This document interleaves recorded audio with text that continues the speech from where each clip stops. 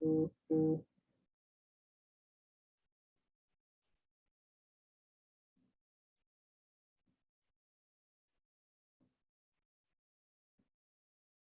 so I haven't been making the course videos because I've been very busy, and I'm pretty sure we're gonna finish the class this week. So for the rest, I mean, next week, you can just spend the time to review or just relax. But I will upload the video of the class on YouTube. The quality is not going to be good. I'm not going to edit it or add the sound. So it's just going to be the, what was it called? The Zoom recording. But I will definitely finish up editing them and then upload them later. If you are interested in the future, if you want to or if you want to download the lectures, you can in the future, as long as you have the link.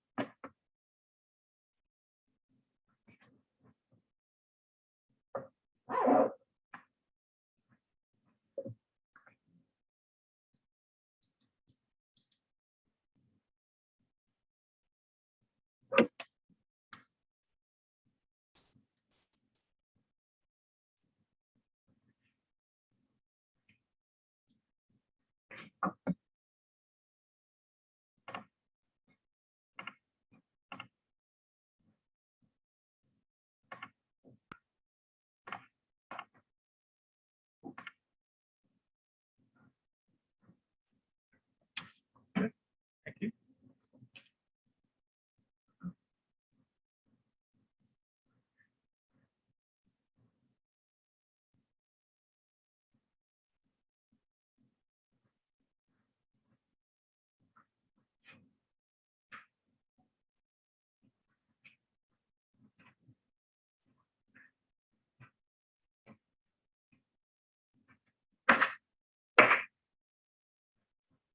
Right.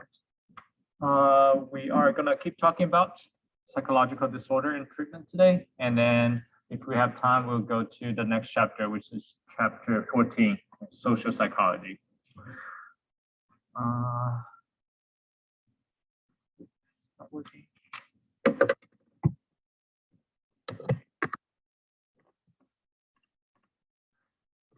So this agenda, we are going to finish the behavior and cognitive therapy, and then we're going to talk about the biomedical therapy in psychology. So behavior and cognitive therapy, the assumptions for this kind of therapy is that people's action are based on learning, conditioning, and past experience. So the goal for this type of therapy, behavioral and cognitive, is to use classical or operant conditioning principles to change behavior. So this is mostly in the behavior therapy. So right now I'm talking about these two separately. So behavior therapy and cognitive therapy. So behavior therapy, sometimes we call it short for BT. That's when they focus on changing the maladaptive behaviors into more constructive ones. So if you remember Pavlov's dogs, and then Skinner's pigeon box. Remember that? They're trying to condition animals' behavior using different kinds of conditioning, classical conditioning and operant conditioning. So this is similar, using the same idea. So we're trying to change the patient or the client's maladaptive behavior. Let's say if they have OCD on washing their hands, we will make it unpleasant when they have that thought or when they try to wash their hands. Maybe, so I'm just making this up, trying to give you an example. Maybe when they try to wash their hands in front of the sink, they get a slap. And then gradually they would decrease that behavior. So it's not real, they don't really do that, but just an example. Another example, I think, for this type of thing is if people really like to drink, and whenever they drink, they get some kind of shaming from their family members or their friends. That's kind of like shaping their behavior, right? Okay, and then in behavioral therapy, we have this type of therapy called exposure therapy. And within exposure therapy, we have this very specific term called systematic desensitization. Wow, that's hard. Desensitization. So that's a treatment for phobias in which the patient is exposed to progressively more anxiety-provoking stimuli and taught relaxation techniques. Let's say if you're afraid of snakes, using systematic desensitization, we will show you, actually first, we will talk about snakes. And if you're anxious about the topic of snake, we'll try to teach you how to relax. For example, maybe how to breathe, and then how to concentrate on your emotions, be mindful, something like that. And then gradually, we're gonna show you pictures of snake. And then we're gonna take you to a zoo and then look at a snake from far away. And then gradually, once you get relaxed through those stages, we'll have you touch the snake and play with the snake at the end. So that will be a type of exposure therapy. Okay. There's another type of exposure therapy. It's called flooding. So this is kind of like the opposite. So rather than exposing a person to their phobic stimulus gradually, the person is exposed to the most frightening situation immediately. Let's say if you're afraid of snake, we'll throw you in a pit full of snake. So that would be flooding. People do use different types of therapies, but personally, I prefer this one because flooding sometimes can cause traumatizing experience. Okay. Any questions regarding the exposure therapy? Good. Okay. And then we have the cognitive therapy. This is when we focus on identifying and correcting distorted thoughts about the self, others, and the world. So people who practice cognitive therapy, their thoughts is that if we can change people's thinking patterns, we can change their behaviors. Right? So this is different from the behavior therapy. The focus are different. So a lot of therapists, they combine the two. So that's called the cognitive behavior therapy, CBT. And that's when they blend the cognitive and behavioral therapeutic strategies. I think I prefer this part because it's less extreme. You're not really focusing on one aspect of the disorder. You are helping them change their behavior. At the same time, you're helping them to have more adaptive or beneficial thoughts, cognition.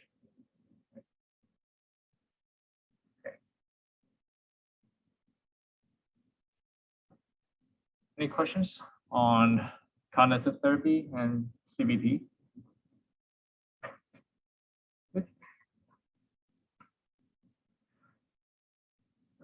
Okay, so we also have this therapy called dialectical behavior therapy. This is when we train the patient to have a dialectical worldview. So we ask them try not to judge their thoughts. It's kind of like being mindful. Are you guys familiar with like being mindful or the meditation and mindfulness? Okay. For those who doesn't know, can you raise your hand so that I can see? Okay, you're quite a few. So being mindful is kind of like, I think it stands from the Buddhism point of view, is that they want you to focus on the present, but not judge your mood, your emotions, or your thoughts. For example, if you're feeling angry, being mindful is that you know that you're angry and you accept that, and you know that emotions is in the present, and you can be better later on. Does that make sense? So that's the basic idea for being mindful. So that's kind of like the dialectical behavior therapy as well. So this focus on skills training. They develop abilities to correct maladaptive behaviors. And it's a little bit similar to CBT because we are trying to change the way they think, right? Change their cognition or thinking patterns. Right. So the advantages for those therapies is that for behavior therapy is effective for behavior problems such as bedwetting, overeating, phobia, and addictions. For cognitive therapy, or the CBT, they're effective for depression, stress, anxiety, personality, and some types of schizophrenia disorders.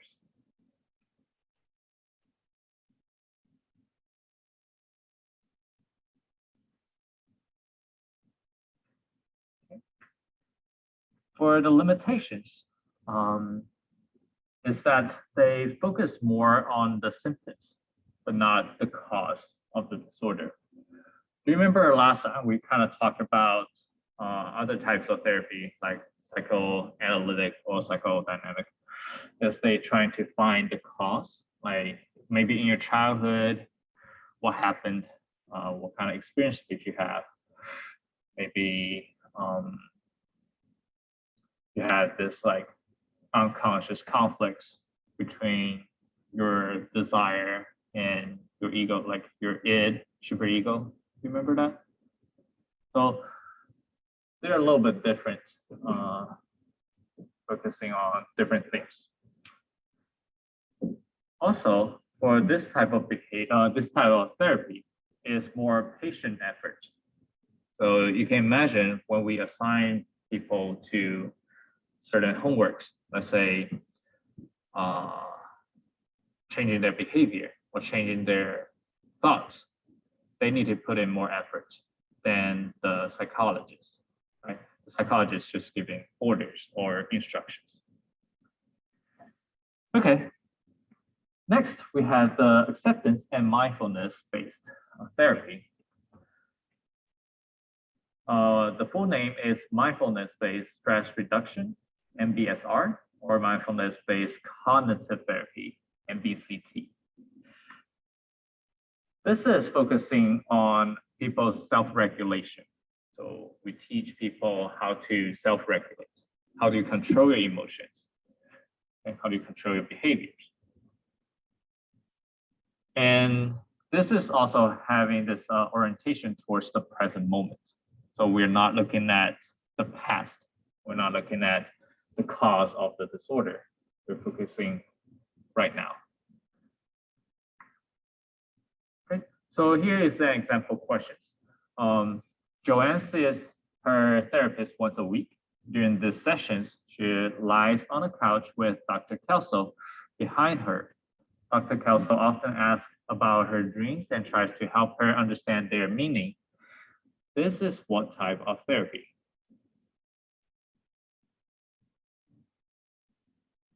C, the psychoanalysis? Yes. Okay, what do you guys think?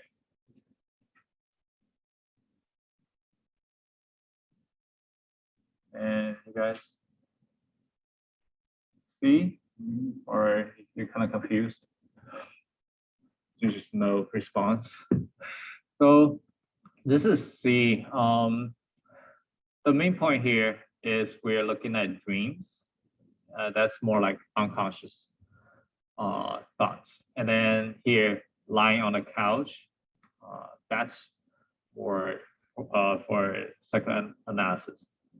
If it's other therapies, usually they just sit next to each other and they talk about it. They don't do that. Right? That's the stereotypes for psychoanalysis. Okay, do you have any questions regarding other options? Or what does it look like? Oh, by the way, humanistic, that's similar to this one, acceptance and mindfulness based. All right. Next, I give my clients homework to show them how restructuring their self-defeating thoughts can lead to more adaptive thoughts. I'm a what therapist? Say that again? Cognitive? You guys agree? Okay, great. So when we are focusing on the thoughts, that's cognition, so cognitive therapy. All right, next. I help children with autism to behave in socially appropriate ways by rewarding them for behaviors that I want them to repeat. What kind of therapy is this? Okay, very good. You guys kind of getting used to what kind of therapies they are, right? Yeah, that's good. Wait, no, that's a behavioral. My mistake. Okay, next. Dr. Arkana is a psychotherapist who believes she should be open and accepting of her clients and not label them or judge them. Her willingness to listen to her clients without evaluating them is known as, or something you can say out loud. More confidence. Okay, very good. Okay, D, so unconditional positive regard. Very good, very good. Okay, so that would be psychotherapy. Okay, so those are for more clinical psychologists, what they would do. For biomedical therapy, they're different. So those people would be called psychiatrists. Do you guys know the difference between psychiatrists and clinical psychologists? No? So psychologists, we focus more on the behavior, the symptoms, or the cause. But psychiatrists, they go to medical school instead of the regular PhD program. So what they will get is a medical doctor degree. For us, it's more like a doctor in philosophy degree. Does that make sense? Or let's put it this way. So they will prefer, psychiatrists, they will prefer using drugs. They look at your brain chemicals, maybe the areas, circuits. They focus on that, but we focus more on your thoughts. How do you think and your perception of your own behavior or yourself? Okay, is that clear? Like how that different? Okay, so yeah, that's the difference between psychologists and psychiatrists. Oh, also, psychiatrists, they don't pay for your tuition. If you go to a medical school, you need to pay for it. For psychologists, we don't need to pay for tuition and we get paid for doing works, not for teaching though. So for biomedical therapy, their assumptions are that psychological disorders are due to physical causes. It's not really about your past experience or your traumatic experiences. It's mainly your physical. It's your body is different from other people, right? So the goals for biomedical therapy is to change behavior, emotions, and thoughts by affecting our biology. So using drugs to affect our maybe hormones, our brain chemicals, right? So those would be neurotransmitters. So one type of biomedical therapy is the psychosurgery. The prefrontal lobotomy is when people cut into their frontal lobe and sever the connections. So how they do it is they stick a long needle through the nose and then kind of guess where that area is, and you just do that. It's pretty barbaric, but this was pretty common at the beginning of psychology. So when we tried to study schizophrenia or some other mental disorders. So this was, right here. This was used to treat schizophrenia, OCD, and depression back in the 1940s to 50s. And you can imagine this is kind of scary, right? So the negative consequences for this type of surgery is that patients often report having seizures, and they will have personality changes, etc. Do you remember Phoenix Gage? So he was the one who has prefrontal lobe damage, right? So that's the area that's responsible for our personality. So once you have any lobotomy or damages in that area, it might affect your personality. Are you still you, or you're a different person? Yeah. Huh? It was legal, and I'm pretty sure some people still do this, but in a more scientific way. So they have cameras they can not necessarily x-ray, because when they do the surgery, they actually open their skull so they can see the brain, they can see inside, and then they perform those kind of surgery. At the time, I don't think they were advanced enough to open the skull and then keep the person alive. Yes. So yeah, it's pretty crazy. That just reminds me of the, what's his name? The guy who eats person. Hannibal. Have you guys seen the show? Yeah, that's pretty cool. All right, and then for psychosurgery, we also have bilateral cingulotomy or lesions. So that's the destructions of a very specific area in the brain. So this is effective for some cases of major depression or bipolar disorders or OCD. The negative consequences is there could be a lot of complications, right? Because you're damaging the brain. What if it doesn't heal as you want it to? And there's also stigma associated with brain destructions. If you tell people, yeah, I kind of smush a part of my brain, and then you tell other people, there's some kind of stigma associated to that. And this is usually used when all other options are exhausted. So you cannot be treated using therapies or medicines. Right? And I'm always curious, how did they find out? Like, you kind of cut off part of area of the brain, or you just destroy part of the brain and then you find a cure for that symptoms. I don't know how the first person experimented it. And how did you come up with that idea? You're gonna stick a needle to someone's brain and then see if that works. I don't know. I tried to find some background knowledge or a background story about it, but it's pretty rare. If you're interested, you can do some research on that too. Okay. Besides psychosurgery, we have electroconvulsive therapy. So this is called ECT.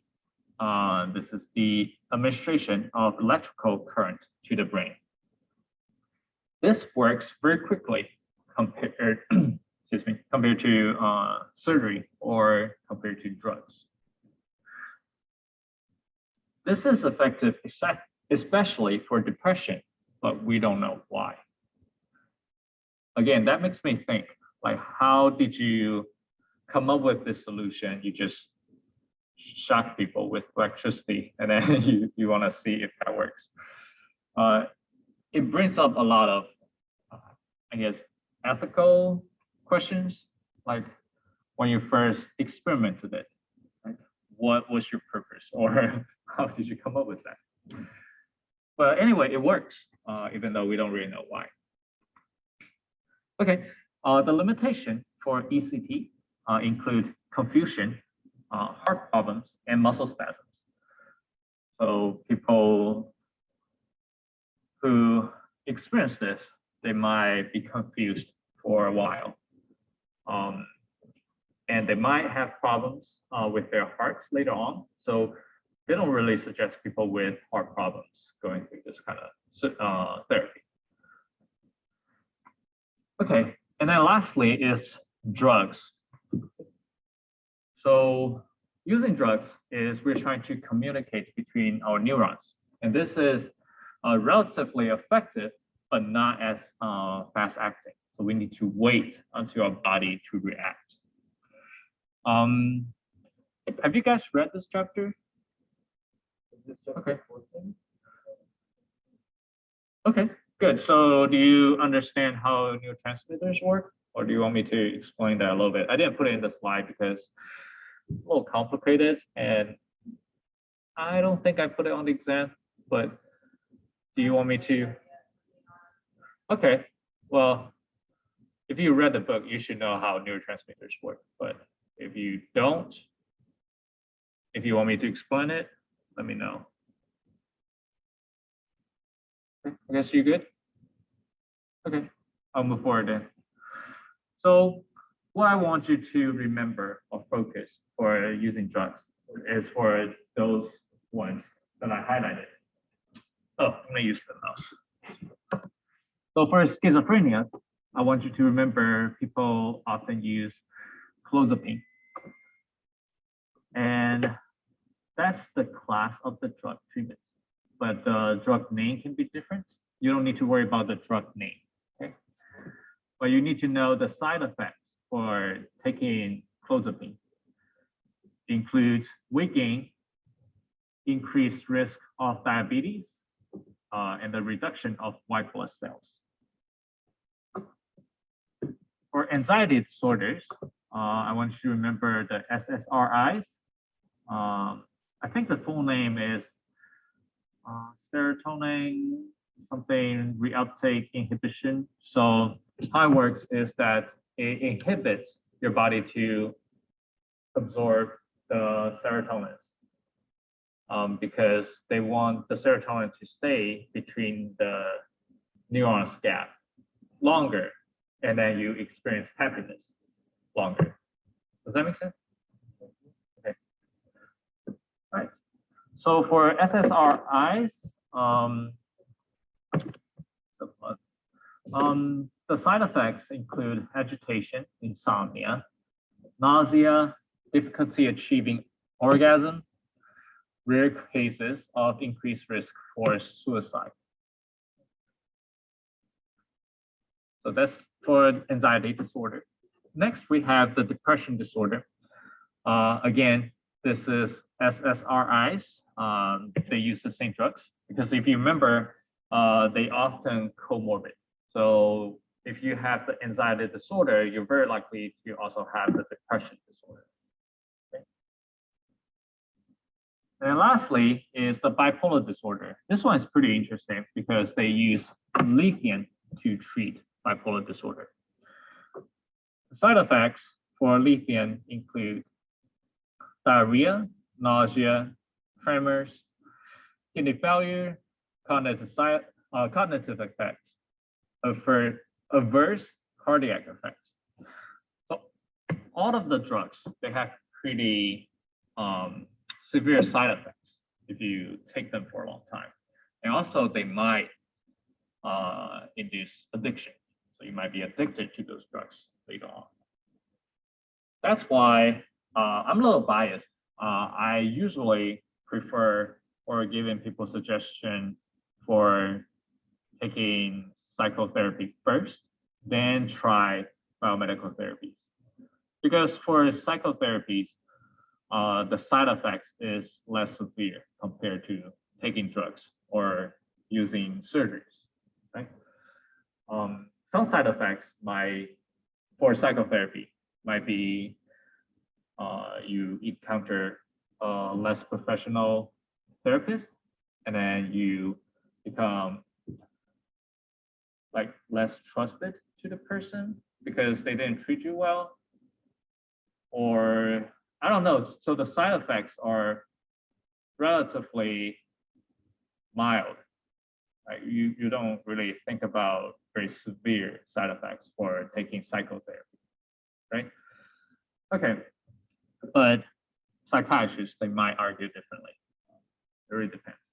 And also, if you don't have very severe disorders, you see the drug? I mean, the bug?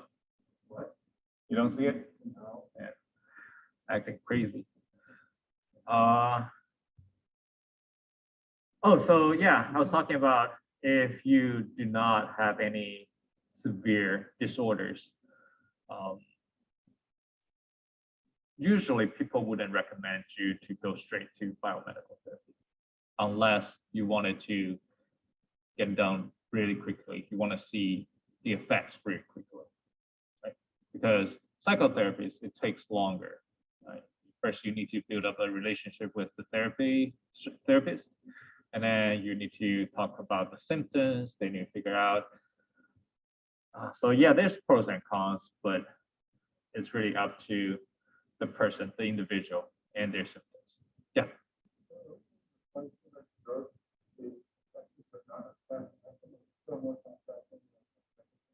Yes. Yes. So when I was comparing those, I'm comparing them within biomedical therapy. So compared to maybe shock in the brain or psychosurgery, drugs a little slower than those. Yes. Schizophrenia, the name of the drug? Clozapine. Yep. All right. Yeah, you just need to remember the highlighted ones. Those are the most common ones, and those are the ones going to be on the exam. Any questions? Good. All right, so that's disorders and therapies. I don't know. It feels like pretty depressing talking about that chapter, but now it's my favorite chapter. It's social behavior. So we are going to talk about the introduction to social psychology and the types of social influence. So for social psychology, this is the study of how a person's behavior, thoughts, and feelings influence and are influenced by the social groups.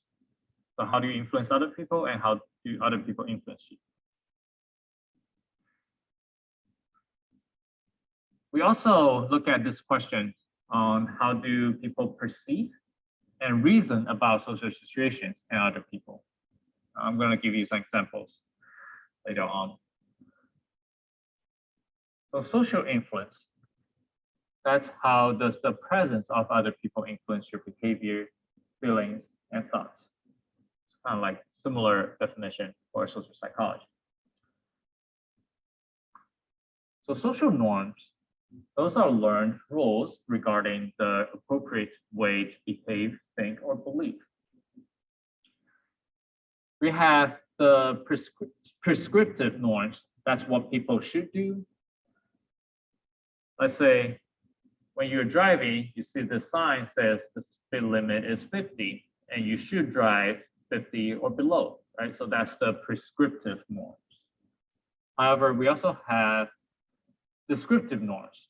That's what people actually do. Right? So most people would drive around 55 on a 50, right? You guys do that? Yes or no? Yes. All right. I do that too. I mean, I used to do that, and then I got a ticket. I stopped doing it. It's too expensive. Okay, so now I want you to give me some examples for prescriptive norms and descriptive norms.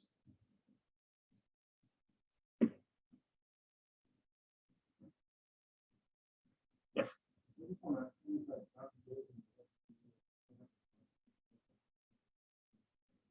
So social distancing in where? In lines? Okay. Wait, so you said people in lines, they had the social distancing. Which norm is it? Okay. Okay, very good, very good. So on the floor, they have signs like you should stand here and there to keep social distance. That's prescriptive, and then people don't really follow that. They just get to a crowd, and that will be descriptive norms. Okay, very good. That's a good example. What else?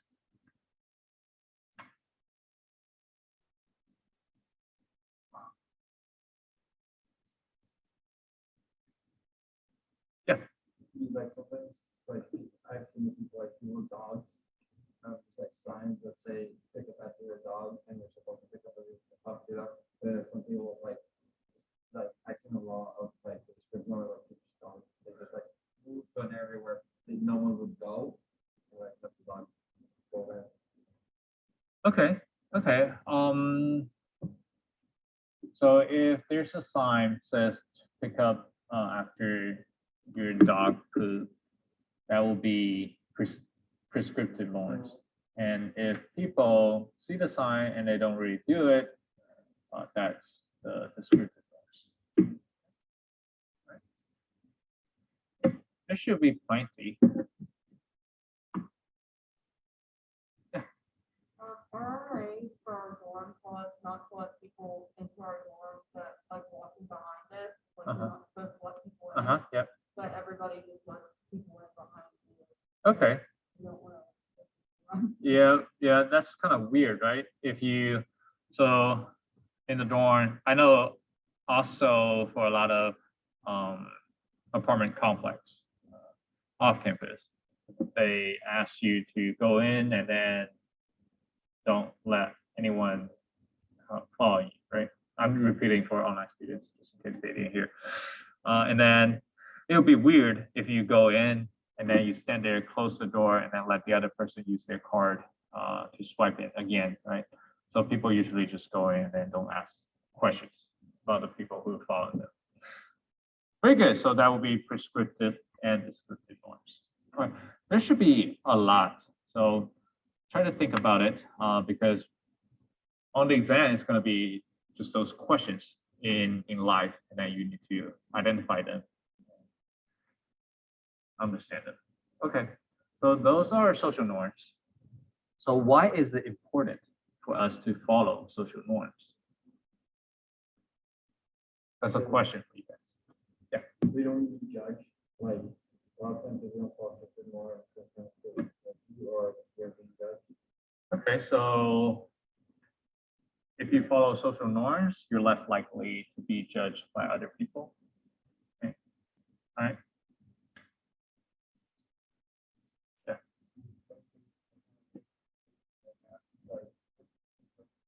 Uh-huh.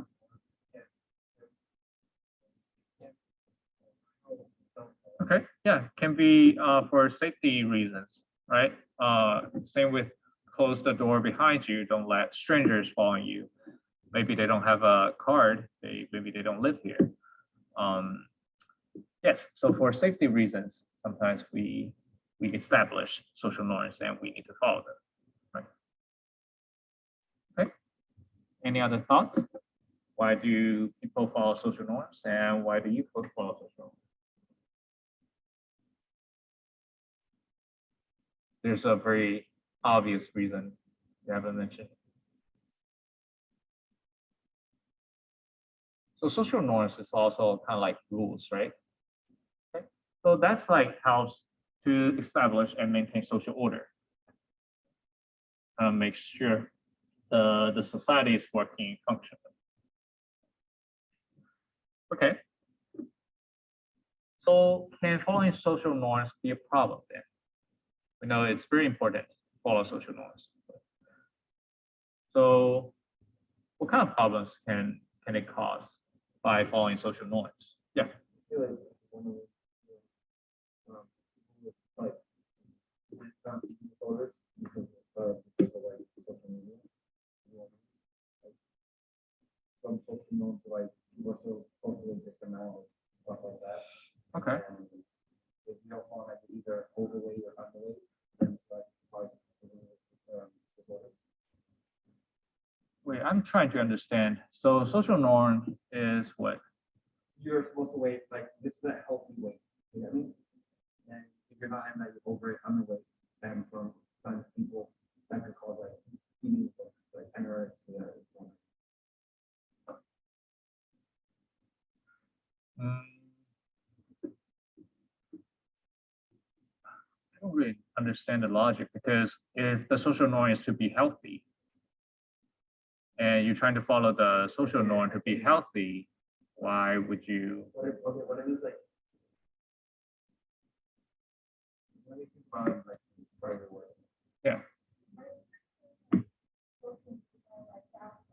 Yeah, that's what I'm trying to get like. Okay, so it's not like the social norm of being healthy, like you should eat healthy, but the social norm that the skinnier the better. Yeah. Okay, okay. I agree. So if that's what you meant, I agree. Okay, yeah.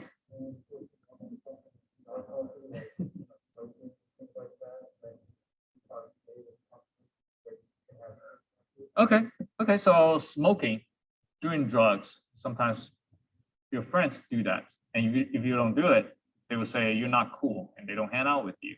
That's social norm, and you don't follow it, you lose your social group, right? You lose your social support. By the way, those are bad friends, so don't worry about losing them. It's good for you. Okay, those are good examples. What else? I'll take one more. Like segregation could be a social norm. Mm-hmm. It's not. Hold on.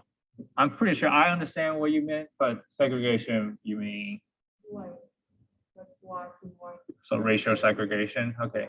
All right. So that was a social norm, and then when people follow it, it causes problems on equality, right?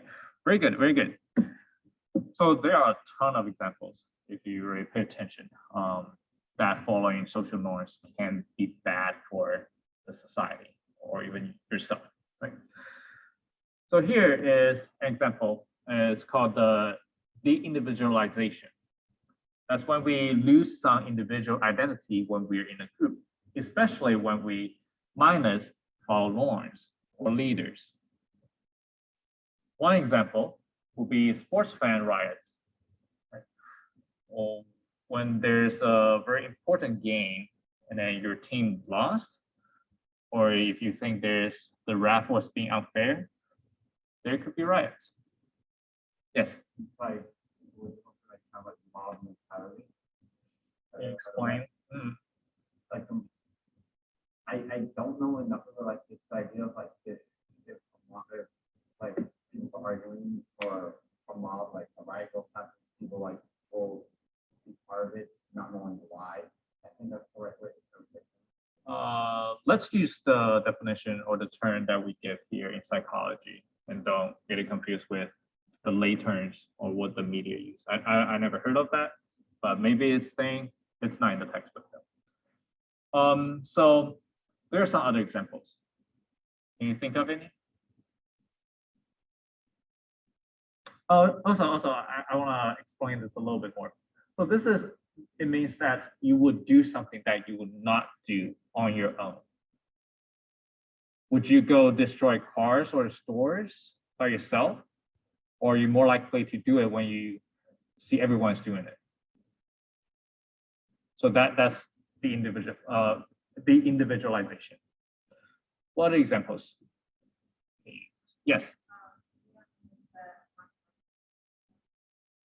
Black Friday sales getting out of hand. I never experienced it. Do you have any explanations, like how does that work?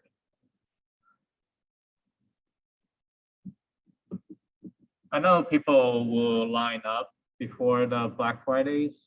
You know, like when you get in and like, it's only like a certain amount. Uh-huh. Oh, so they will fight? Yeah. I wouldn't say that's the individualization. Because the conflicts between those two people, right? You're not following a norm. Maybe as a whole behavior, you're following the norms to attend the Black Friday sale, but that itself is not causing problems. Do you see what I mean? Does it have to cause problems? That's why I'm asking. So give me some examples of the individualization. So I'm not saying the individualization is always causing problems, but right now I'm just asking for examples. Like when you're working at a job, you probably customer service work, working there. Can you elaborate a little bit? Like, yeah, I talk differently, like in here with my friends. Oh, When I'm at work, with my coworkers, like, no, okay, gotcha. No. So that will be your adjusting your own behavior according to the situation, right? So here you're not really thinking about should you adjust your behavior or something. Okay, so I was trying to get you to talk about like the recent things that happened. So there are a lot of violent protests. Doesn't matter what kind of cause this is. Asian discrimination, Black Lives Matter, what else? Trump supporters going to Washington, D.C., different causes. There could be violent events. And usually you will not do that on your own, but when you're in a group, you're more likely to do that. You lose that identity. You don't think about, okay, is this what I should do? Or everyone's doing it, so I'm doing it. I'm not thinking about it. So that's the individualization. Does that make sense? Okay, what else can you think of? There are a lot, yeah. Uh-huh. Hold on. Okay. Can you please mute yourself if you're online student? Thank you. Yeah, go ahead. Uh-huh. Really? Oh, okay. Well, that's good for you to know that you have that tendency. So usually, yeah, that's good. That's good. So I don't know if I mentioned this before, is that cheating is bad, but sometimes people, based on certain situations, they might do it. So if you know that you have that tendency, talk to me so I can give you individual room and make sure you don't cheat at all. Get rid of all the distractions or the situations that might make you cheat. I don't know if I mentioned that here, but I do in the past when we have in-person tests, because sometimes you can just easily look over, right? So yeah, maybe I didn't mention it in this class, but that's good. At least you're self-aware, like you have that tendency. So for example, I know that I don't have very good self-control. So when I like eating sweet stuff. For example, when I get a cake this big, I'll eat the whole thing. Or when I get a pizza, I'll eat the whole thing. Or when I play video game, I'll play until I really can stand it. Like I have to go to sleep. Maybe I'll just fall asleep on the desk. I don't have very good self-control. So I eliminate all of that. I don't play video games. I stop eating. Like I don't buy sweets unless I go to a party people offer me. What else? I don't gamble at all. I don't drink at all. I don't smoke at all because I know that if I'm exposed to that, I might have the tendency to keep doing it, to develop that addiction. So it's a good thing that you know what you're good at and what you're not good at and adjust your behavior according to it. So that's the individualization. Do you have any questions on this term or the definition? Yes.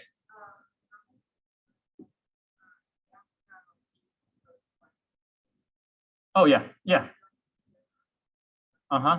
Yeah, so that's the individualization. So when you're in a group, you're hazing people. It's harassing. You're hazing people. That's something that you would not do on your own in a regular situation. Okay, very good. So does the presence of others hurt or help your performance?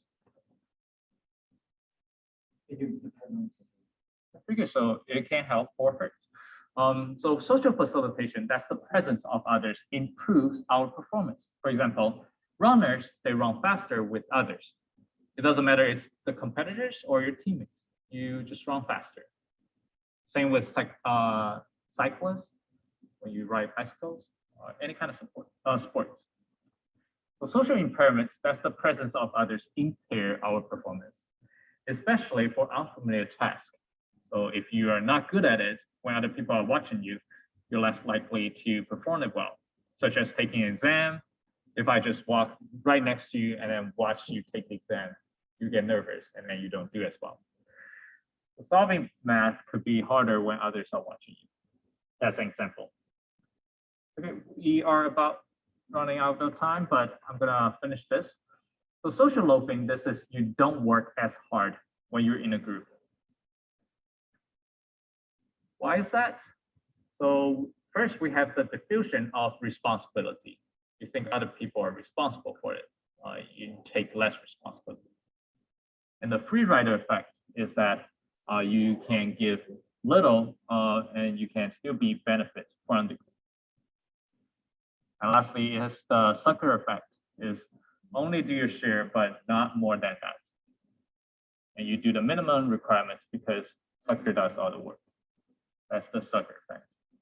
And one example that I noticed is was last time. I did not point at the person, you need to write my review, right? And then you guys kind of, you're like, oh, okay, someone's gonna take care of it, right? And then it just lasts longer and longer and longer. I don't know how in the end, someone finally say, okay, I'll do it. But before that, that would be social loafing. Does it make sense? Right. However, if I pointed at a person, I say, you need to do it, that would be different and there won't be social loafing. Okay, that's it. We're out of time.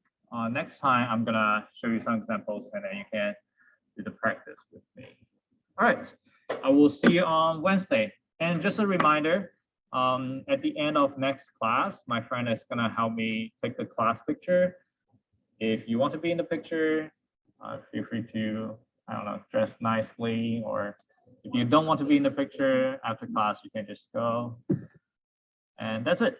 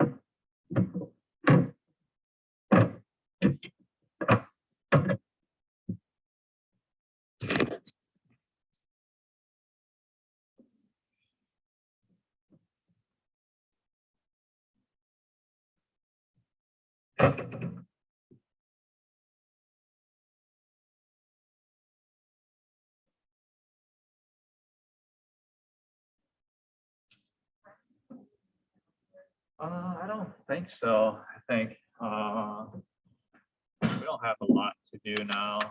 Just final project. I forgot to ask whether they're working on it or not. But they should have plenty of time next week. Okay. Hopefully they start early. I could send out a reminder email that they should like.